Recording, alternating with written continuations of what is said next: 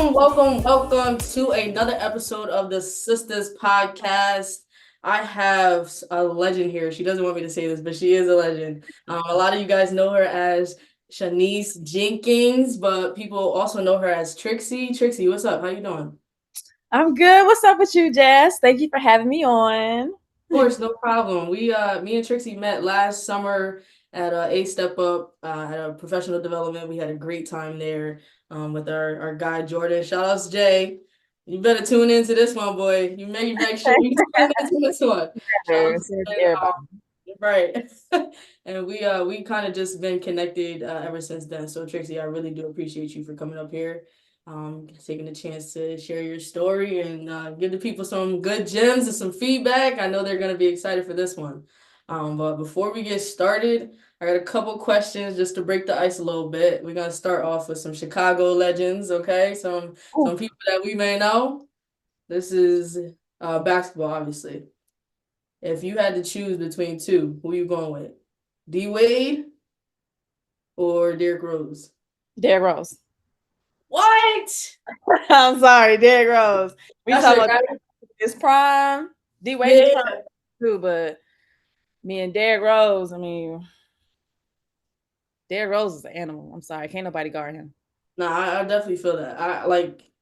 I'm not denying that. Before the ACL and everything, like that man was a beast. He was on his way to being something really great. But you already know who I'm rocking with. I'm rocking with my guy, Wait, Wade. you got his shirt on and stuff. Like, hold Yeah. on, hold on. I You mean, was if you think about it, Chicago is gonna say Derrick Rose before anybody. It don't matter. We over there still chanting MVP anytime he step into the Bulls arena. Like, come on. facts. Nah, listen, I'm not denying that. I know he that's everybody's hometown hero for real, especially since he played in Chicago. Like he gave it his all there. Like I give you respect. Wade left. He come back every now and then. He got the Chicago Sky now, so you know he doing his part a little bit, a little something, something.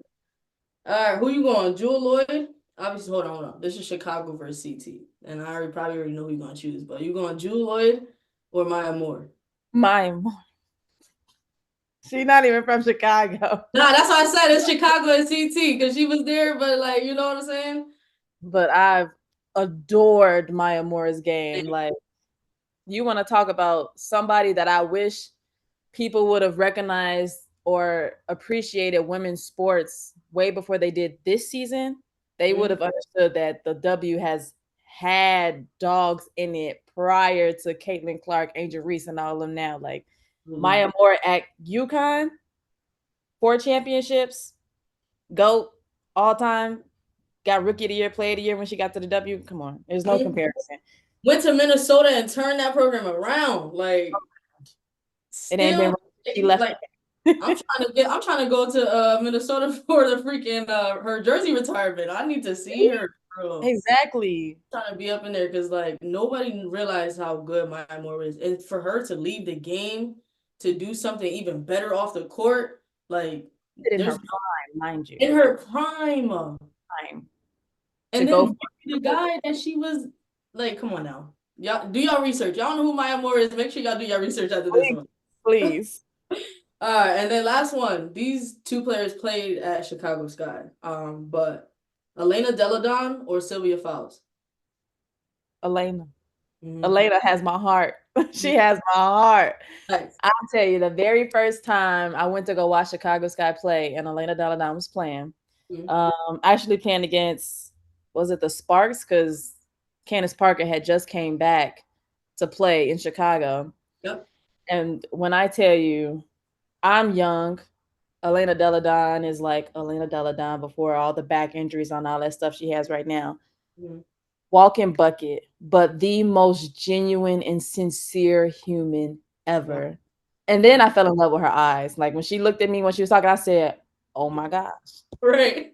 beautiful, great, beautiful human inside and out." I was just like, I'm so glad she got her ring and her championship. That was well deserved. I'm so glad that she got that. It sucks like the back injuries and everything right now with what's going on with her injury, but she is a player that deserved that ring. So I'm glad that she got that done. It's crazy she not playing no more. I hope everything is all right with her, but a lot. COVID happened. Her disease was just struggling. Oh, baby. Crazy, crazy, crazy. Obviously, we're doing a lot of Chicago talk because my girl Trixie is from Chicago. Why don't you give people a little background about obviously I already said where you're from, but the upbringings and where you at now. Yeah, so I was born on the south side of Chicago, from the south side of Chicago, grew up there. It's what people would know it as the Wild Hunnets in the Roseland area. So grew up there, grew up playing with the guys on the block, playing all types of sports, whether it was football, basketball. Basketball was the favorite. We got courts in our backyards and stuff like that. So we would have like mini tournaments where like kids from other blocks would come and play and stuff like that. So it was always a vibe. It's kind of like how I got all the slick moves that I do, well, that I did do because I don't play anymore. But You still got some game. Stop playing. those hips and stuff don't work like they used to. But like all the little like tricky shots, tricky passes and stuff like that, that all came from like having to play against guys every day. Not wanting to get my shot blocked on top of the garage and stuff like that. So by the time I had got to high school is when I got the nickname Trixy. So um that's where I grew up at. And like have like three sisters that I grew up with as well. One older sister who is deaf. And she's the one that introduced me to the game of basketball. Wow. Um, and my sister that's underneath me, we're like a year and a half apart. Um, me and her grew up playing basketball actually together because we're so close in age. So we grew up playing for our dad, who coached us on two different AAU teams. Um, before he handed us off to the fire eventually to lead us into our high school. And then I have my youngest baby sister. We're 10 years apart, 9, 10 years apart. We didn't get to grow up together, but um, I got to experience a little bit of her like childhood while I was in college. Right. And so while I was at DePaul, I was able to like have her come up to my dorm because it was so close. We'd have weekends together.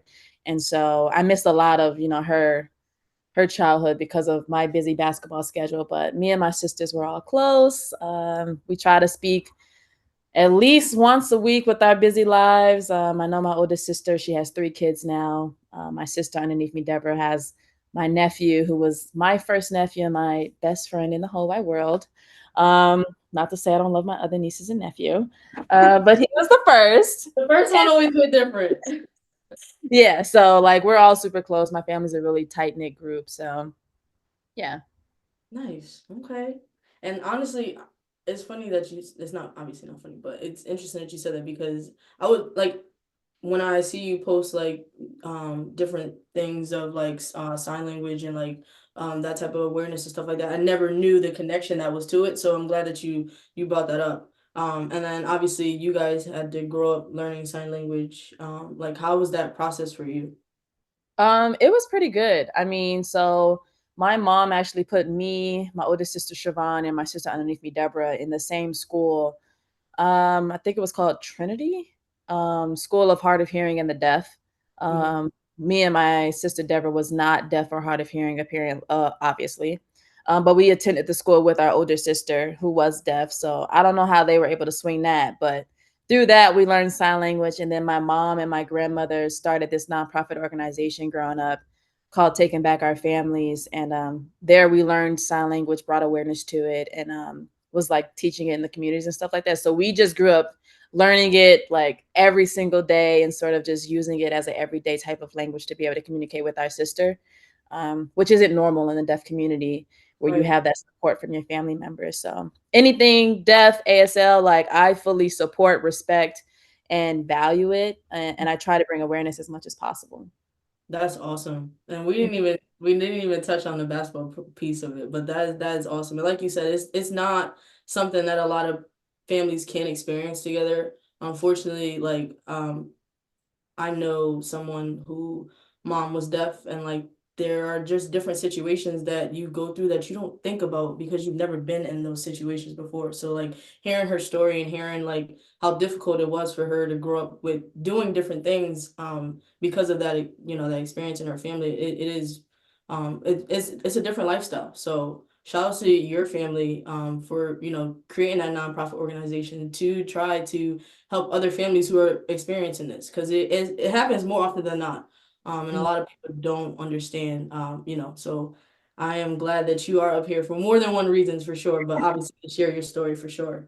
Um, and it's crazy because, like I said, we didn't even touch on the basketball piece. I'm over here looking up your stats. 13 all time in program history with 1,600 career points. This was the big one for me. All Big East Conference honors and Big East Player of the Year. That's tough. That's tough. I know you don't like to speak on it a lot.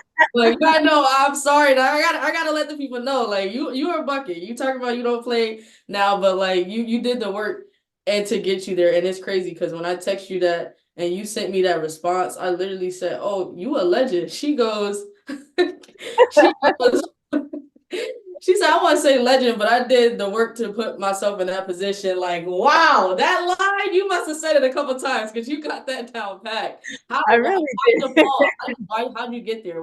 Take me through that process of your recruiting. Oh man. When I was in high school, my freshman year, got the chance to I actually played on varsity my freshman year. I was learning from the legendary Corey Irvin, who's now the head coach of Chicago State. Yep. And then I also had the guidance of the point guard back then named DeFron Smart, also nicknamed as Shorty. And she's just a ball of fire, hell of a leader, and sort of took me underneath her wing so that I can learn the ropes. So that when she did graduate, she was a senior when I was a freshman. So that when she did graduate, the reins were handed over and it was a smooth transition and stuff like that. So I just had a lot of work in high school. Ended up starting my sophomore year after winning the state championship my freshman year, returning pretty much the entire starting five except two people, and then five. When I say five people, I say like the two that came off the bench as well. So I had a great career. Um, and I was being heavily recruited by pretty much every school in the nation, and I felt like I was on top of the world. And I was just like, oh, I'm gonna do so many great things. And my dream school actually was to go play at Rutgers for Coach Vivian Stringer. Yeah. Um, and partly because I read a book when I was younger, about her journey back when she was at I don't want to butcher the name, Cheyenne Shanae Cheyney. I don't know, the school that she first started at. Okay. And just loved her story and how she persevered and like how she brought Rutgers to like this amazing program and stuff like that. So I've always wanted to play for her. And then I ended up tearing my ACL in a high school fall or spring game or something like that. And I'll never forget, how I tore it. Like I was running back on defense. There was a fast break situation. Ball was passed ahead. I ran down, blocked it, tried to save the ball at the same time of it going out of bounds. There was carpet underneath the rim. My foot my landing was terrible on the carpet, and my knee just went boop boop. And all I could hear was the pop that you hear in the Love and Basketball movie when he had tore his ACL. And I just remember going over to the side, and my dad was like, "Are you okay?" And I was like, "No, I just tore my ACL." And he was like, "What? Like, what do you mean you tore your ACL?" Like it's foreign to him because he didn't really have an idea of what that was or how I would know I did it. And I was just like, I just know. And so ended up going to the doctor, tore my ACL, boom. From that point forward, I lost every scholarship offer that I had. Every coach took back their interest. I had coaches, say that I was never going to return to be the player that I once was. Um, and so I'm only 16 years old at the time. And so when that happened, you're a teenager. You feel like it's the end of the world because you can't do the one thing that you love. And that's a 6 to 8 month recovery. At that time, it was an 8 month recovery before medicine and stuff got super advanced. And so once I turned my ACL and sort of felt like it was the end of the world, I was actually going to quit playing basketball and just say, maybe basketball just isn't for me. Because I couldn't understand why God would put me through something so tragic and expect me to get back up. I had no idea where to start Right. and stuff like that. And so, you know, when you deal with an injury, you realize that everything doesn't stop for you. Like the team kept going on as planned. Um, and I felt like I was sort of left behind. My family still had to go to school and to work, and I was left at home a lot of the time, um, the entire day. And Wow. so I had a lot of time on the couch, just sitting there, laying there, and just being like, my life is miserable. Um, I didn't really know how to pick myself back up until um, I started receiving letters from Coach Bruno. That's at DePaul now. He's been at DePaul for years, but he hand wrote me letters every single day and telling me not to give up, to stay strong, and to keep my head high, and that he couldn't wait for me to get back on the court. And that meant the world to me. And so I just wanted to keep working harder. I wanted to get back. I wanted to get stronger and stuff like that. And I eventually did. During that time, Illinois coach Jolette Law was there Mhm. at the time. And if anyone doesn't know, Coach Jolette Law, she is the assistant at South Carolina now with Coach Don Staley and has some championships underneath her belt, which is great. Love that for her. But she also was, you know, showing interest and stuff as well during my injury. And when I came back and playing some not so pretty basketball in the beginning, but Mhm. eventually worked my way up to that. Um, I felt as though I didn't owe anyone the time of day except Coach Bruno and Coach Law. And so it ended up coming down to those two schools. Um, I'm a big relationship driven person. I am Mhm. big on loyalty and respect and tremendous respect for those two coaches. And in the end, I realized that I needed to be closer to home because I realized that family is all that you got at the end of the day. Like I said, the world kept going. And that's not a knock to anyone else that, you know, was still in my corner and Right. stuff like that. I understand now as a coach that things must go on when injuries happen and stuff like that. And I think, you know, because of the relationship and the foundation that I had with my family, it made me realize that, you know, if something was to happen again while I was in college, who would be there for me? And Right. so it was really big on, you know, the proximity to home and, you know, them being able to come to my games. If anything was to happen, a quick drive up north wasn't that bad of a drive at all. And so that's how I came to DePaul. Wow. I first of all, I feel like anyone who has tore the ACL will never forget how they tore ACL and when they heard that pop because I vividly and always will remember that time when I going up for a layup, coming down hard, and yep, I knew my career was not over from then, but it's like dang, like I'm gonna be out for Yeah. some time from then. So it's like I totally understand that. And I also feel like, we relate to like everything you're saying. I'm just listening to like, yep, I totally agree. I totally agree because I feel like ever since we met, we just been like here, like locked in. Exactly. So Exactly.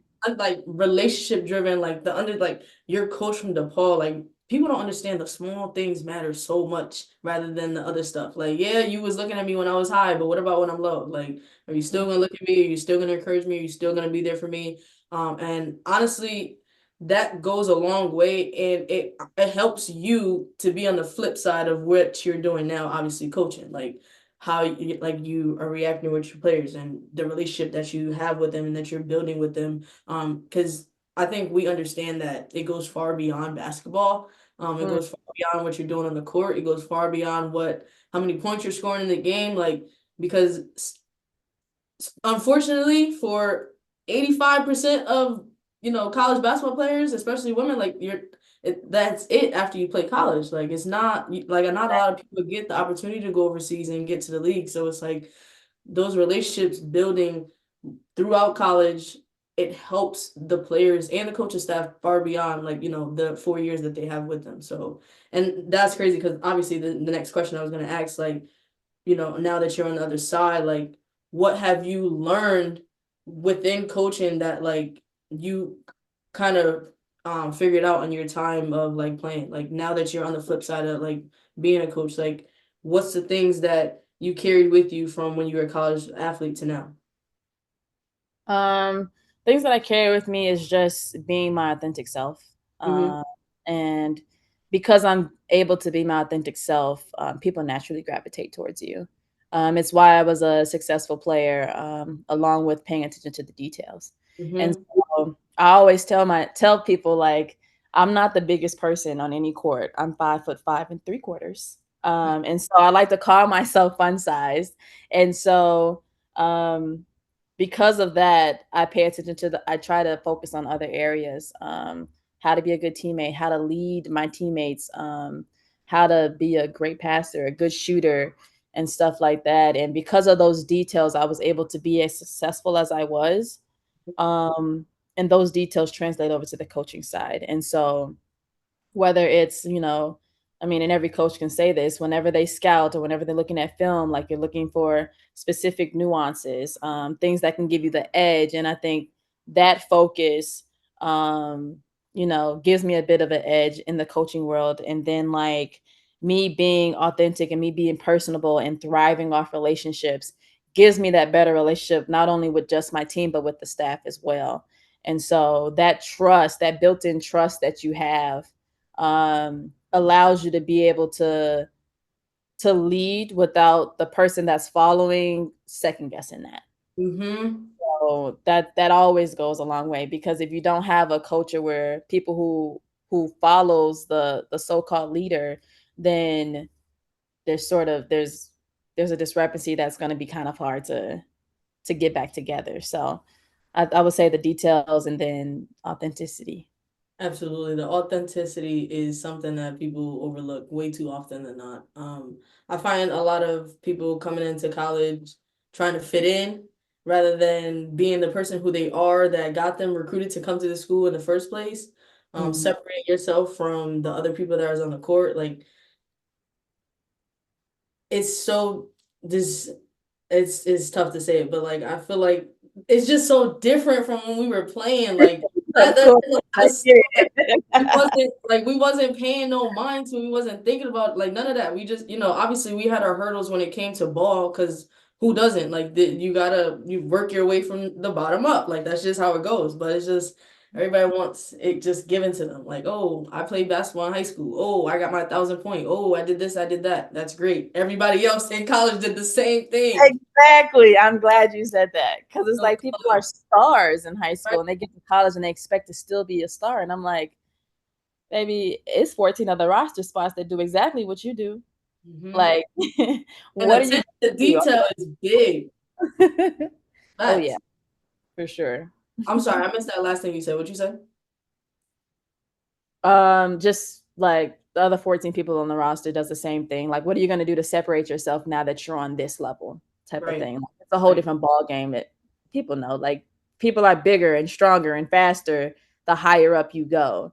And Mhm. that's why you see there's different types of conferences in college. Like, there's Power Five, there's Ivy, there's mid major and stuff like that. Like, there's levels to this game, and people don't realize that. Yep. I totally agree. I totally agree. I say it all the time. It's like y'all can take the easy way out. In my opinion, the easy way out is transferring. That's just that's the easy way out. But there's also different scenarios that make I understand why people transfer. Like I get it. It is what it is. But like it takes time for you to like get to where like not even where because like sometimes we don't see the potential that other people see in ourselves. But like it takes time sometimes for you to, get from point A to point B. Like there's not a lot of freshmen that are gonna come in and make a big impact unless like you've really been dialed in, locked in, focused on getting there and doing everything you gotta do. What'd Yeah. you say? Unless you're Maya Moore, huh? Right. Unless you buy more, brush your Breonna Stewart, like like we talk about big time names here, but it's like, what are you doing to separate yourself? What are you doing to lock in? What are you doing to, like to be your authentic self? Like, how are you separating yourself from the other people that are on the roster? And it's not easy. College athletics is not easy at all. You're not gonna come in and it's not a walk in the park, but it's like the real ones, the ones who put the work in, the ones who see that like this, like the grind that it takes, like obviously that separates you from the rest. So, how was your time overseas? Oh, my time overseas was great. I loved it. So I spent my first excuse me, 2 seasons in Switzerland, the first year on the Italian side, and then the second year on the French side. Mm. Um, and then I spent the next year in Australia and my last 3 in Hungary. I would say the only downside was when I tore my ACL on my other leg, my second year pro. So it was a bit of a 10-year difference in terms of when I tore my ACLs. Um, and that was scary in itself. I know how I did that. I remember how I did that one too, very vividly. But the most scary part about that was just having to be transported in an ambulance for the first time, being taken to the hospital, and I'm not surrounded by family at all. Like I'm going through all types of emotions, and I know I tore my ACL, and they're still trying to do the ACL test over there, and no one speaks English, and I'm like, it's torn. I don't need you to check it. I just need Right. you to tell me when's the surgery date. Just go ahead and do that for me. And so, but my time overseas was amazing. Loved it. It was a bit, not a bit of a shock because I'm very good at being able to Adjust. adjust to my surroundings, to like the culture and stuff like that. So I loved it very much. I have friends that I still talk to this day from every country I've played in. Um, Um, and so I would say that my favorite place to probably play would be Australia, just because the arena we played in was beautiful and the games were always sold out, filled to capacity. And a lot of it played part because marketing was really good. And then, like, our men's team usually played right after us. So they mm, would just fill the stands and just stay there for 4 hours. There was also like a bar at the top with a little sky deck, which was awesome. And then in terms of competition, it would be Hungary because I was playing against WNBA players every night. So I was just like, oh, this is dope. Like I get to go over here and bust this player butt real quick and then while making some money. So it was good. And then I did a lot of traveling while I was out there. So it was how many nice. years were you over there? 6 years. Wow. 6 years before I called it quits and got into the coaching world. Got my Yeah, debut with the W with the Connecticut Sun. absolutely. And that was that was about to be my next question. Like, how did you even end up here? With the Connecticut Sun. So I actually had an old teammate of mine from college reach out to me and ask me, was I still interested in coaching? And I was like, well, yeah, I am. Because everyone knew that. And I was Right. just like, yeah, I am. I'm still playing and stuff like that. And she was like, oh, there's an opportunity with the Connecticut Sun. I know a person that knows a person. They're looking for an intern. And I was Mhm. like, oh, okay. Like, what does that consist of? Like, what's an intern? And so, never had to be in the work world. So I'm Right, like, right. that. And so now knowing that it's someone that doesn't get any pay with all the workload of an actual worker, I That was my next question. I'm like, realized. intern, when you in college, you do an internship, you get your credits for all that type of stuff. But how does that relate like after, like when you're done? So you wasn't getting paid nothing. Oh no, I got like a small stipend, Wow. and still had to pay for everything. Had to pay for where my apartment. I had to buy a car because I didn't need a car because I was living overseas. So I needed a car. I needed a reliable car. So I couldn't get just a used car. So I got a new car. I had to pay for my apartment.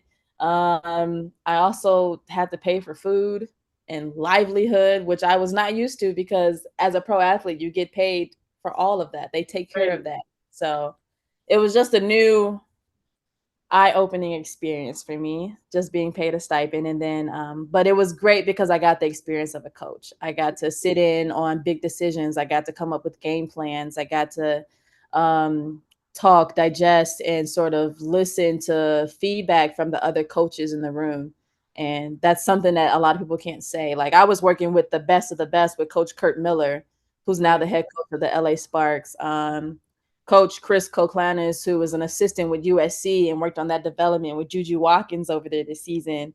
Right. And then the other assistant, my girl Brandy Poole, who is an assistant with the Dallas Wings now. And so just seeing, their success now and realizing that I was able to bounce ideas off of them forgot Avi's story, who was the player development there, who was served as, player development with the Chicago Sky for a lot of seasons. And so just being able to bounce ideas off of them, garner information, and just take in as much as I can for my next coaching job, because I knew I eventually wanted to get to the collegiate level.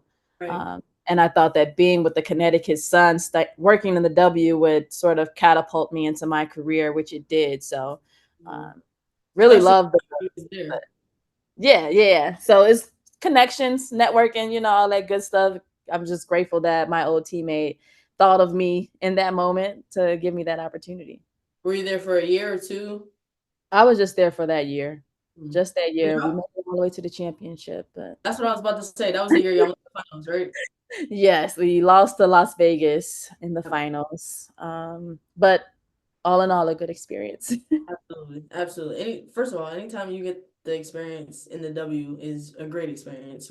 Being surrounded by legends like, Kurt Miller he's doing the thing. Like I've been Connecticut all my life, Connecticut Sun. Like the past couple years that he was there, it's like, all right, it's looking up, it's looking promising. There you go.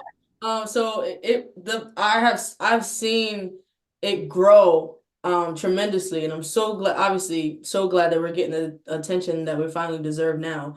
Oh But yeah. just years of being at Mohegan Sun and sitting in those arenas and to see like the growth from years ago until now, it's amazing to see. Like we was getting buy one get one tickets, like you know what I'm saying, like it was like it was a And time after sold out arenas and season ticket holders, I love to see it. right. So it's like it's an amazing time for women's basketball, but obviously the time that you had there, it was right on time to get you to where you're at now.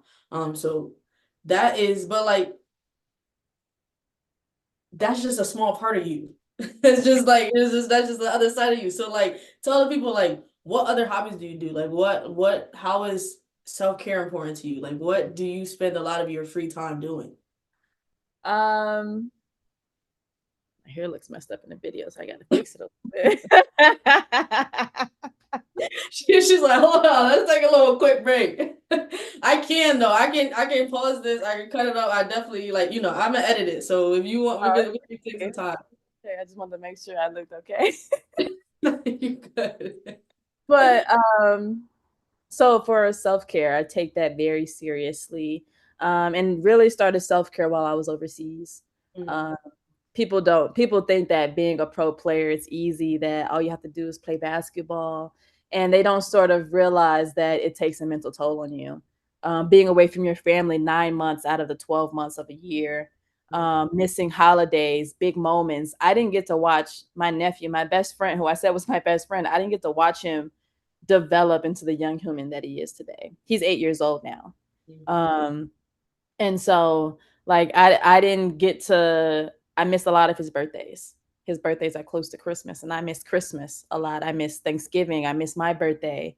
I missed funerals with loved ones and stuff like that. And um, I really took it upon myself to just sort of take it to just sort of just figure out who I was outside of basketball. And that's how I got into poetry. I write poetry. That's how I got into sort of listening to some podcasts. I really don't listen to a lot of podcasts because I'm very picky. But just getting, into that and sort of just taking at least one day out of the week of just time to myself, of doing absolutely nothing. I wouldn't open up a laptop, a notebook, or anything. Um, and that's still to this day, even as a coach, like I will choose one day where I don't do anything. And Nice. that's just, and it could be my absolute laziest day, and I would be perfectly fine with it. And so I try to do that as much as possible, because I realize that if I don't take care of me, my mental, my spirit, and stuff like that, eventually physical ailments will happen. And so I realized that with injuries that I've had, like little knickknack injuries, not major injuries, but just little knickknack injuries that could have been avoided or taken care of better. And so I take my poetry kind of serious. I'm trying to take it a little bit more seriously now. A lot of it I just put onto Tumblr and called it a day, because no one uses Tumblr like that. So I was like, I would just upload my stuff here and keep my laptop as my personal journal. But now I'm trying to get more into like the social media aspect because that's like a thing now. And Yep. so just trying to get a little bit more out there and step a little bit more outside of my comfort zone. Social media can be scary when you're trying to put stuff out that you want to protect. Yeah. Especially something that's your baby that like you admire. This is like your free time. Like, you know what I'm saying? It's like even like I put my episodes out, I watch the episode, I make sure I have no mistakes out there, I make sure it's cut clean. And then I'm like, all right, next episode. Because there's just like I don't know, sometimes when you're just so locked in and focused on like kind of the outside noise and what other people are saying or thinking, like kind of takes you away from what you're supposed to be doing and your purpose of why you even doing it in the first place. Mhm. And I like the fact that, with your poetry, with this podcast, like it's like I don't have a deadline. I don't have this is a job, you need to get it done like this. I do Exactly. it all the time. I do it because I want to do it and it's fun. Like I love the fact that I can talk to different people and catch up with them and hear about their story and share their story with other people. It's like if that's your baby, that's what you want to do, man, just do it. Just go ahead and do it. And I read your poems, and like I think what you have a page for it, don't you? I now have a page that I'm exposing to the world. It was Yup. like my little Finsta page, but now it's like okay, I'm ready to share with everyone what it is and Mhm. stuff like that. So yeah. Nice. So, and how long have you been writing poetry? Since before COVID. So maybe what was it? My first year overseas. Mm-hmm. So that was 2016. Wow. 2016. Yeah. Wow. It's not Yeah. like a everyday type of thing. Like you said, like I do things on my own time. So a lot of the times in my journal entry, I may have started the poem like on October 11th, and I probably wrote like 3 lines or 5 lines. And then I'll come back maybe like October 27th and like, let me finish this thought right here. And like, it's not like a continuous, like, I'm going to be working on this poem for hours. Like, these poems sometimes take weeks, maybe a month for me to finish because I'm like, it's just something that I do in my spare time. Like, usually they're inspired by something either traumatic or something that has been on my heart heavy in regards to whatever it may be. So it's not like a I need to get this done. It's not a deadline, like you said. Like I'm just getting it done whenever I get it done. It's a hobby that brings you joy and it brings you peace. And I feel like as athletes, we all need that. And not even just athletes. Everybody needs it. Like everybody go to work, they gotta get stuff done, but like you also need something that you can rely on to be like, all right, this brings me peace. And Mhm. not but a cup of wine or like this and that. Like we need other stuff that brings us outside of our like that brings us to our joy. So what have you done like spoken word or like have you like are you would you be up for it? Like what's next? Like I know I'm putting you on the spot with this, but it's like, you obviously have a gift. Like what would you like to do with this gift? Um, I don't know. Like I think a lot of people have asked me if I've done spoken word, would I be interested in doing it? And the answer is always the same. I don't know. Mhm. I have no clue. Just because like I'm a bit shy when it comes to being able to perform that, which is weird because I've played in thousands of people, in front of Mhm. thousands of people, and so I don't know. It's just a vulnerable, touchy subject. Talking Mhm. about something that's so close to me. All of my poems are experiences that I've had, or pieces of experience that I've had, Right. and sort of when I say it out loud and perform it in front of people, it's sort of like a, ooh, are they even gonna understand what Mhm. it's about? And I feel like that's the beauty of poetry. Like it's to whatever that person receiving it understands it as. And I will let it be out there as long as it's helping or inspiring the next person. Mhm. Uh, and while I was at Loyola, I had one player. I call her my little protege, but fun size point guard, works her ass off, and she found her voice through poetry. And Wow. so she's a quiet person. She doesn't talk loud. She doesn't speak often, but when she does, everyone listens. And so I think her being more confident in herself and her voice and, her believing in herself, that inspired me to be like, okay, maybe I should spread this a little bit more than what I have been doing instead of keeping it close to my heart. So we bonded over that. And so now I see her talking more, leading more. And so she even wrote on one of my posts and she said, "You inspire me." And a tear dropped, a little thug tear dropped. I ain't gonna lie, a little thug tear dropped. And I was just like, I appreciate you. And I'm so glad that I'm able to like help others sort of go along in their journey. Isn't that So the feeling in the world?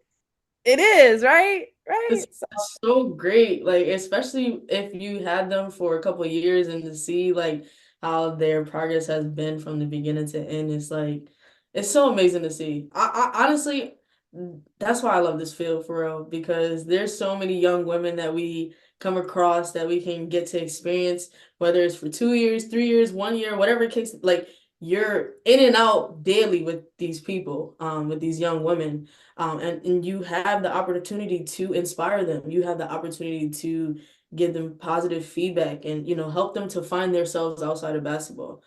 Because obviously we're there to coach, we're there to teach them like what they're doing wrong and right. But like I like the other side of it, like the other side to inspire them to see what they're doing after they leave here. Like that, I Mhm. think that's honestly my will to like stay in this field. Is just to keep inspiring them, but it's just so amazing to see like their growth on the other side of the fence. Oh, for sure. I would feel like if a coach ever said anything like their main purpose or goal to be a coach is to win more games, it's like you're doing it for the wrong reasons. Hmm. Like it should be to inspire, to educate, and to ultimately prepare these young women for the world and life after basketball. Like how are you teaching them to be a better citizen in this world? To be like I don't know, that's just me, but Yeah, like no, facts, facts.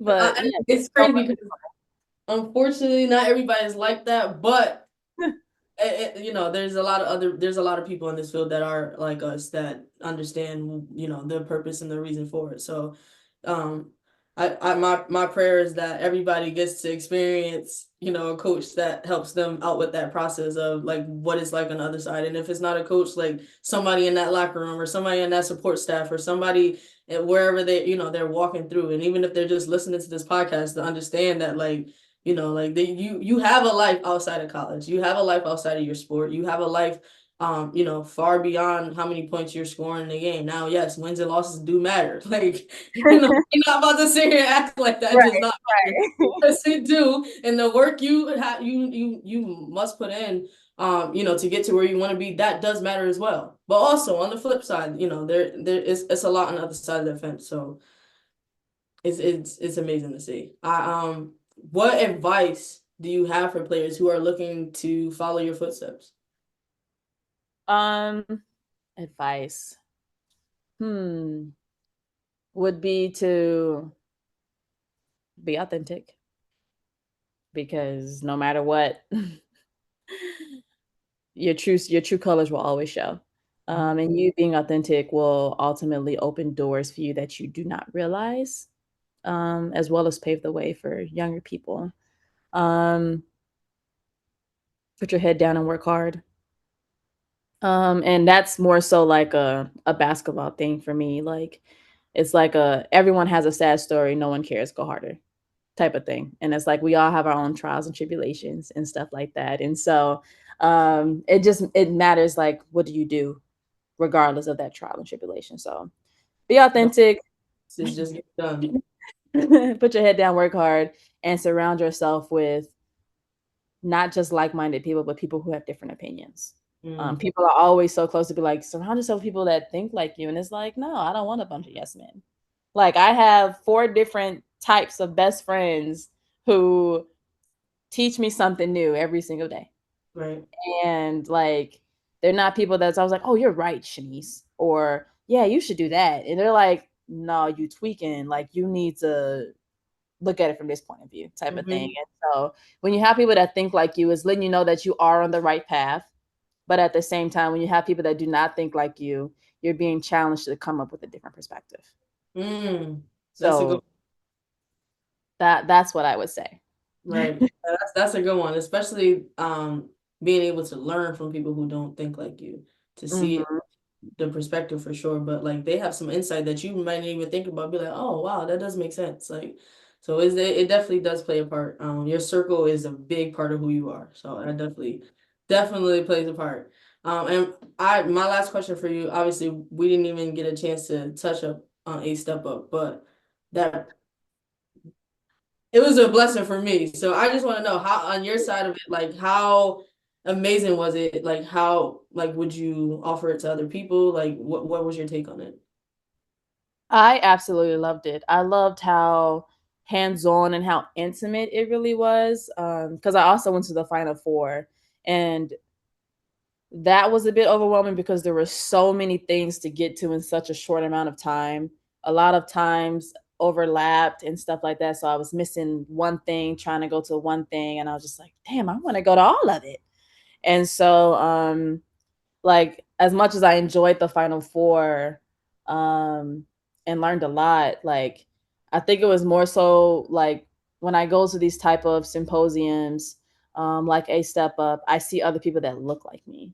Mm-hmm. And so, being able to meet you, being there with my old coworker Jordan, um, being able to be there with people who are looking to take their game to the next level and sort of not just be there for a show like people do at the Final Four. Like sometimes people just sit in on stuff to be like, oh, I was there.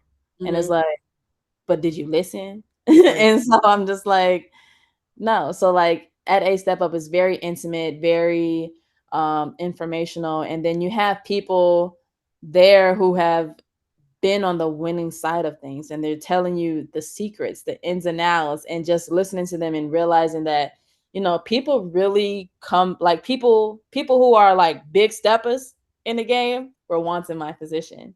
And I think that sort of brings me a sort of like hope of like I'm going to get there one day. Like Right. that's my goal. My goal is to eventually I want to go to a Final Four. I want to win a championship.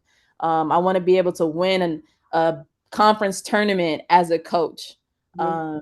So like seeing people that's been there before talking and sort of giving back to people that wants to get to that level is it's good for me. It was great for me. I loved it.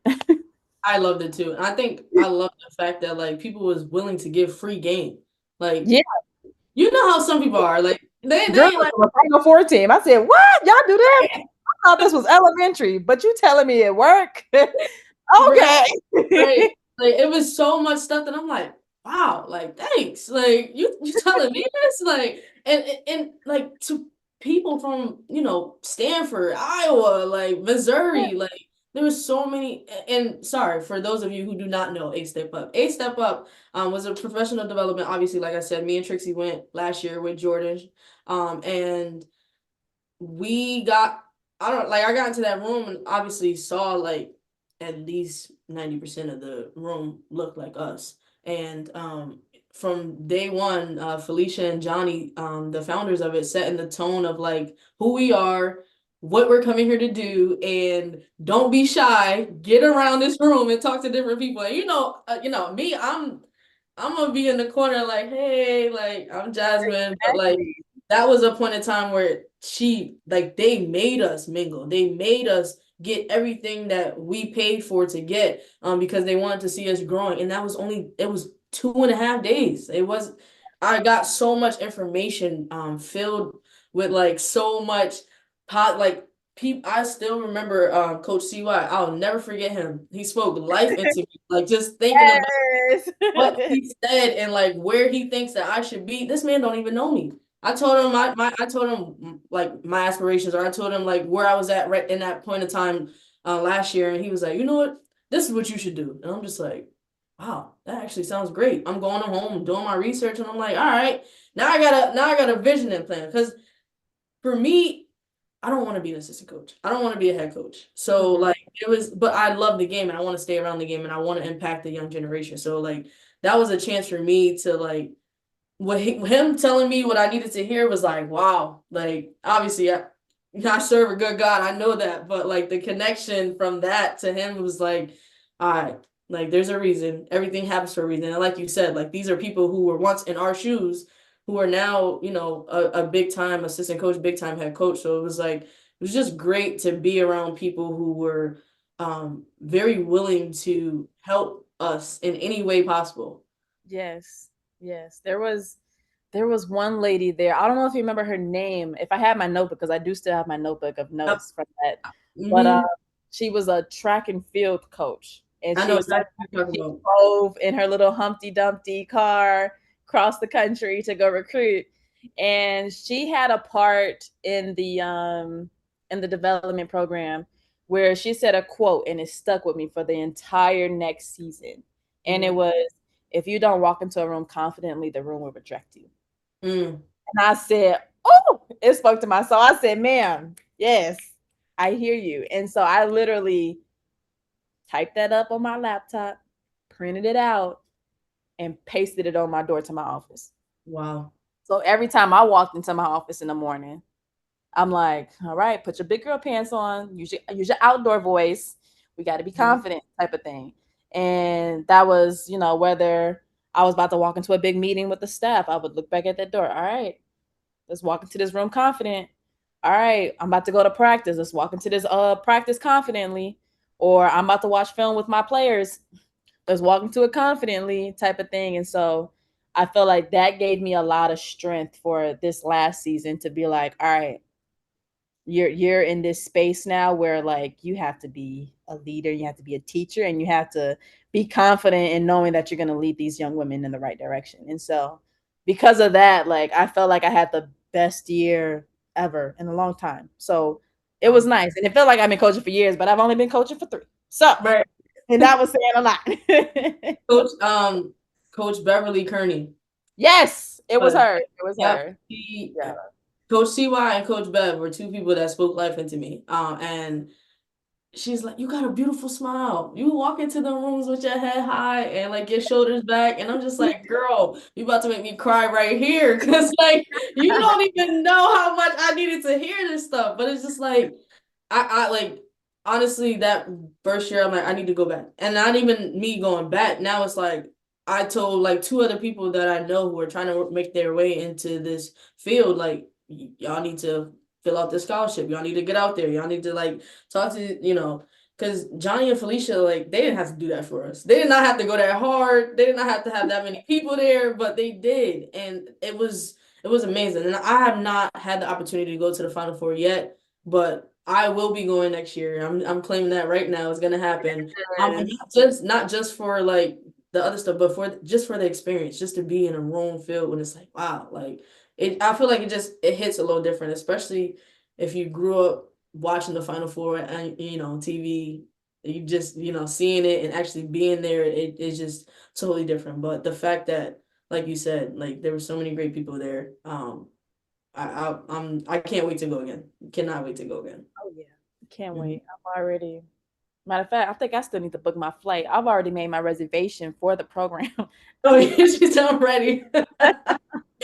Oh my, and it's crazy because that's less than a month away. Obviously, this episode's gonna come out. We already gonna be there, so we already gonna be full of the spirit once this episode come out. But I can't believe how fast time is flying for real. It's Right? crazy, It is crazy. so crazy. Trix, do you have anything else you want to add, say to the people before we get you out of here? Um, I mean, I don't nearly do it enough, but you was kind of tooting my horn in the beginning. So I just kind of wanted to lay out all of everything. So Talk to him. Yup, yup. Yup. yes, ranked 13th all time in points scored with 1,600. I should be top 3 in assist in DePaul history. I should also be ranked number 1 for most games played at DePaul University. I was a 3-time Big East honoree, along with being on the All Big East freshman team, Big East Player of the Year my senior year. In the midst of college ball, I also played for Team USA and was team captain for that, where we played in South Korea. Won Wow. a gold medal. Um, went on. Oh, I also was a AP and WBCA All American honorable mention. So we don't count honorable mention. We just say All-American. So we just gonna Right, go with right. went to the pro level. Was defensive player of the year my first year. Was second leading scorer with 30 points. Tore my ACL the second season. Third year went to Australia and stuff like that. Made all import team. And then got to Hungary and led that team who moved up from the second division to the first division when I got there, and we led them to a sixth place finish, which is great enough to make it to playoffs and to make it to the Euro Cup side of things before COVID happened. And so, yeah, had all that. Finished out my career there, and then obviously coached in the W, and then spent the last 2 seasons with Loyola basketball. So That's awesome. That is so awesome. And there's so much to take from that. Just strictly based off, first of all, I didn't know that's how you got your nickname, which is tough. Let's just start from there. Two, you tearing an ACL to getting you having being offered from everybody in the nation, to tearing your ACL, to not having much offers after that, to having people who believed in you, to making you believe in yourself, to put the work into to even name all those accolades and play overseas and tearing ACL again. Like it's a story, but it's like somebody needs to hear this, because there's somebody who feels like they don't have what it takes because this, that, and the third. And it's like, nah, like you said, put your head down and work hard. Like, nobody cares about all that stuff. We all have things that we're going through, that we've been through, whatever the case may be. But like, that doesn't mean that you can't have a successful story at the end. There's so much to take from that. And honestly, another thing too, for the recruits and whoever is listening to this, go where you're wanted. Go where you're wanted. Go where like the coach is, like you can feel the genuine connection. Like that is, it does, sometimes it's not all about the names, not all about where, all the other stuff that other people are saying. Like, you have a good relationship with coach, you have a good relationship with your teammates, anything is possible. It can get it happen. So Trixy, I appreciate you so much. Thank you so much for coming on to the podcast. And we'll see each other at A Step Up real soon. And for all my other sisters and my brothers that's listening out there, I love you guys. I appreciate you guys, and I'm here for you guys. Until next time, I'm out.